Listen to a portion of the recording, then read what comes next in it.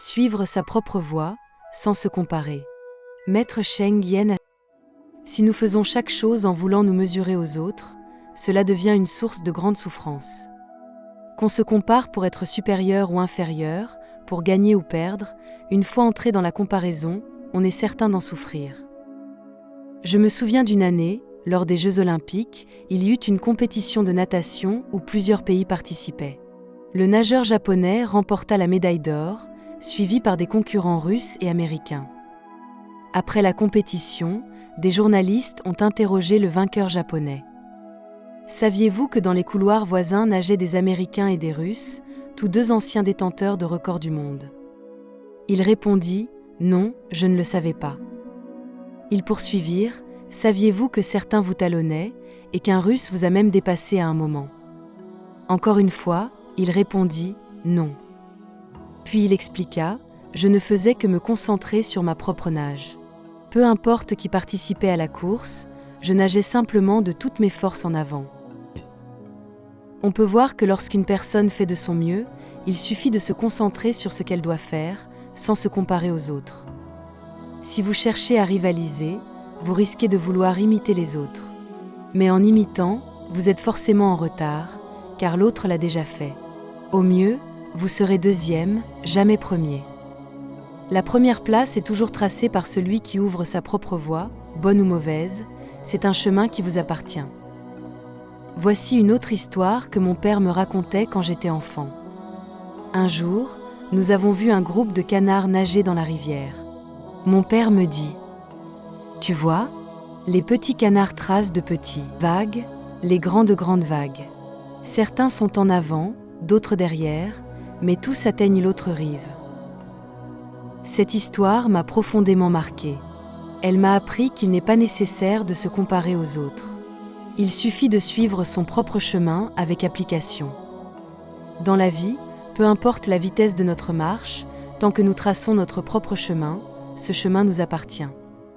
Par exemple, le concept de « protection de l'environnement intérieur » est un terme que j'ai proposé en premier.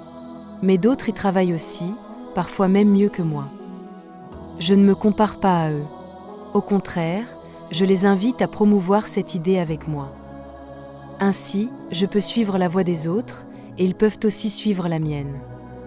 L'important est de ne pas se comparer, car rivaliser est douloureux.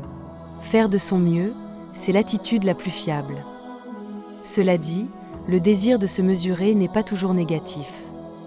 Par exemple, lorsqu'un simple mortel voit qu'un Bouddha est parvenu à l'éveil, ou que d'autres pratiquants ont atteint un haut niveau de sagesse et de compassion, il peut se sentir inspiré à les suivre, à redoubler d'efforts. Dans le cheminement spirituel, une émulation positive peut nous pousser à devenir meilleurs. Le Stra du diamant dit que même offrir autant de trésors que le sable du Gange n'équivaut pas à enseigner 4 vers empreints de sagesse bouddhique. Ce genre de comparaison dans le mérite exprime la notion de toujours s'améliorer, de viser l'excellence.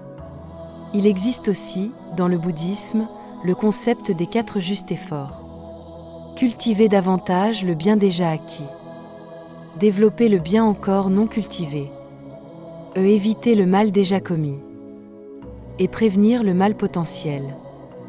Cela montre que la comparaison peut avoir une signification positive dans la voie spirituelle. Ainsi, quand j'apprends que tel maître ou tel érudit est plus avancé que moi, je n'ai pas de pensée de jalousie, ni le désir de les surpasser ou de les dénigrer. Je ressens de la honte et comprends que je dois travailler encore plus. Comme je l'ai écrit pour mes disciples à Dharma Drinmuntin dans les « Paroles d'encouragement aux 4 assemblées bouddhistes ». Mettre tout son cœur et toute son énergie est le vrai numéro 1. Ne pas rivaliser avec autrui, voilà la sagesse. Cela signifie, il suffit de faire de son mieux, sans se comparer aux autres. Sinon, on blesse les autres et on retarde sa propre croissance.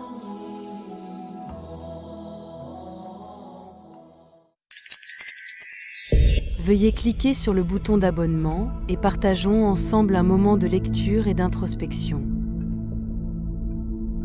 Par le mérite de cette pratique, puisse la lumière se répandre sur tous les êtres. Puissions-nous, avec tous les êtres vivants, marcher ensemble vers l'éveil suprême. En gratitude, offrons ces bienfaits aux 4 grandes sources de bonté, et que leur force soulage les peines des êtres errants dans les 3 sentiers de souffrance.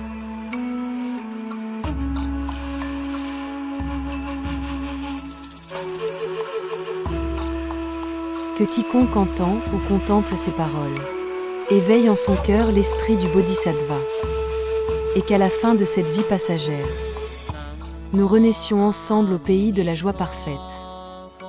Namo Amittuo Pho, hommage au Bouddha de la lumière infinie.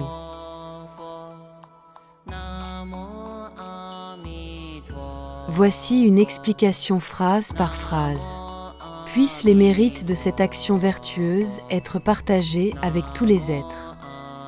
Cela montre l'altruisme, on ne garde pas le mérite pour soi, on le partage. Que nous et tous les êtres sensibles atteignons ensemble l'éveil suprême. L'objectif n'est pas personnel, mais universel, mener tous les êtres à la libération. Rendre hommage aux 4 grandes dettes de gratitude, envers les parents, les maîtres, le pays et tous les êtres. Soulager ceux qui souffrent dans les 3 mauvaises voies, l'enfer, les esprits affamés et les animaux. Cela évoque la compassion envers ceux plongés dans la souffrance. Que tous ceux qui entendent ou voient ce texte fassent naître en eux l'esprit d'éveil, Bodhicitta. L'intention est d'inspirer autrui à entrer sur le chemin spirituel. Qu'à la fin de cette vie présente, nous renaissions ensemble dans le pays de la béatitude, la terre pure d'Amida. Cela exprime le souhait d'atteindre une renaissance favorable après la mort, dans un lieu propice à la libération ultime.